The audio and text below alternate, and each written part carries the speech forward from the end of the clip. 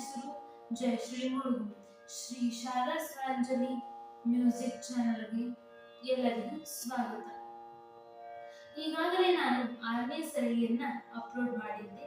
ಅದನ್ನು ನೀವು ನೋಡಿದ್ದೀರಾ ಎಂದು ಭಾವಿಸುತ್ತೇನೆ. ಕೆಲವು ಕಾರಣಗಳಿಂದ ಅಪ್ಲೋಡ್ ಮಾಡಲು ಆಗಿದ್ದಿಲ್ಲ.